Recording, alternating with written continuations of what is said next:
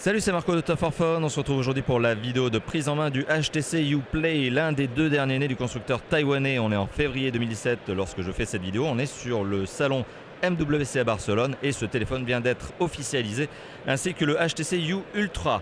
Alors ce téléphone sera probablement commercialisé aux alentours de 450 € sur le marché européen, sachant qu'il va être décliné en deux versions. L'une pour le marché européen, 32 Go de ROM et 3 Go de RAM, et l'une probablement pour le marché asiatique, 4 Go de RAM et 64 Go de ROM. Bon, c'est un grand classique chez HTC, on a l'habitude. Alors, ce qu'il y a à noter sur ce téléphone, il y a notamment trois grandes caractéristiques, on va dire, trois nouveautés. Alors, la première nouveauté, c'est le dos, effectivement, sur ces HTC U, alors que ce soit le Uplay ou le U Ultra. Eh bien, on a un dos qui est en verre cette fois-ci, non pas en métal. Donc HTC a laissé de côté le métal sur sa catégorie moyen haut de gamme et est passé au verre. Alors c'est un verre qui présente la particularité d'avoir plusieurs couches de verre, plusieurs teintes de couleurs, ce qui fait qu'on arrive à avoir des reflets de couleurs dedans. Ça donne un style un peu nacré quelque part. Le verre qui est à l'arrière, mais aussi le verre qui est à l'avant sont bien évidemment, vous vous en doutez, des Corning Gorilla. Et autre particularité justement au niveau du look, alors c'est que oui, on reste sur un cadre métallique, mais que les coins justement ont été complètement arrondis. Donc non seulement on a de l'arrondi ici, mais aussi on a de l'arrondi en 3D, vous voyez, donc c'est bombé et courbé. Donc voilà, bon, c'est un petit peu la note de style HTC. C'est vrai qu'en termes de look, ce téléphone présente bien.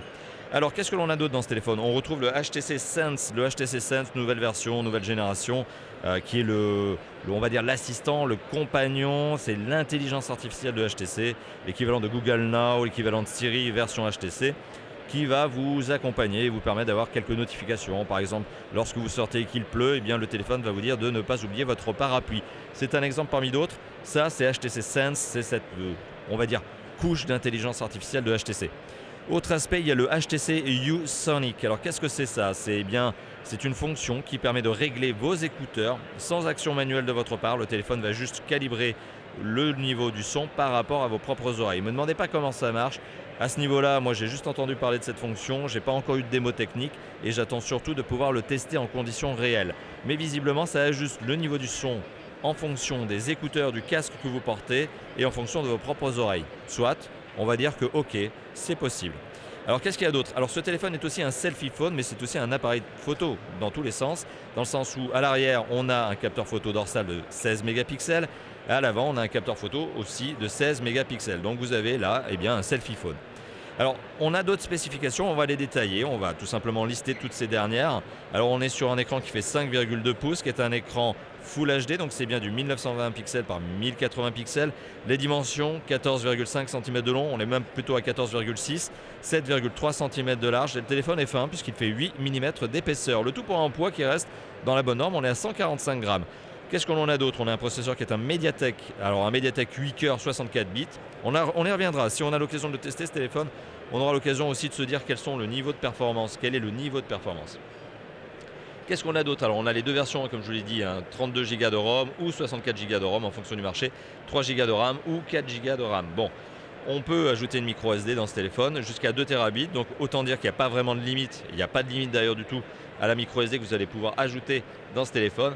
Ce téléphone est bien évidemment un 4G, ça va de soi, et la batterie qui est une batterie interne figée que vous ne pouvez pas extraire, vous vous en doutez en raison de ce dos en verre, eh bien c'est une batterie de 2500 mAh.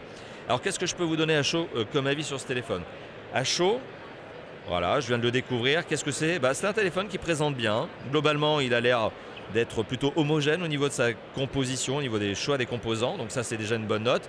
Le prix, 450 €, c'est probablement ce qui risque de le défavoriser par rapport à une concurrence qui est désormais très agressive en Europe, ça vous le savez. Voilà, donc globalement, ça m'a l'air d'être un bon téléphone. J'attends d'avoir l'opportunité de le tester. On verra ça peut-être dans les semaines, mois à venir. Et puis finalement, qu'est-ce qui risque de lui faire mal? Il n'y a pas grand-chose, si ce n'est son prix. Vous l'avez compris, je me répète, on est sur un marché européen qui est aujourd'hui extrêmement concurrentiel.